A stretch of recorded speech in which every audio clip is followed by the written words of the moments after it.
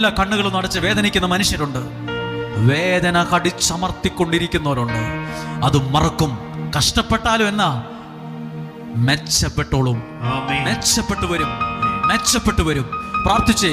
കണ്ണിന് ഇഷ്ടമുള്ള ഒന്നിനെ അല്ല. ഒരാളെ കണ്ണുകളടച്ച് പ്രാർത്ഥിക്കുമ്പോൾ ഒരാൾ ഒരു വീട് മേടിക്കാൻ പ്ലാൻ ചെയ്തു. ഒരു വീട്, ആ വീടിന് നല്ല പൈസയുണ്ട്. പക്ഷെ ഒരു 10-28 ലക്ഷം രൂപയ്ക്ക് ആ വീട് കിട്ടും. പക്ഷെ നോക്കിയവർ പറഞ്ഞു അതൊരു 50 ലക്ഷം രൂപയുടെ വീടുണ്ടെന്ന്. വീടൊക്കെ ഭയങ്കരമാണ്, പക്ഷെ അവർ 28 ലക്ഷം ചോദിക്കുന്നുള്ളൂ.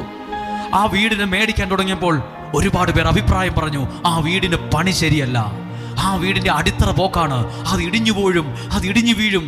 അവരുടനെ ഓടി പ്രാർത്ഥിക്കാനായി തീരുമാനിച്ചു. കർത്താവേ, ഞങ്ങൾ എന്താ ചെയ്യേണ്ടത്? നാട്ടുകാർ പണിയുന്നത് അത് ശരിയായ പണിയല്ല, ആ വീടിന് മുഴുവൻ പൊട്ടാൻ അടിസ്ഥാനം ശരിയല്ല, അത് വിണ്ട് കീറി പോകും, അത് പൊളിഞ്ഞു പോകും, അതങ്ങനെയാണ്, ആ വീട്ടിലും താമസിക്കാൻ കൊള്ളുന്ന വീടല്ല, അതുകൊണ്ടല്ലേ അത് കൊടുക്കുന്നത്, അല്ലെങ്കിൽ 50 ലക്ഷം രൂപ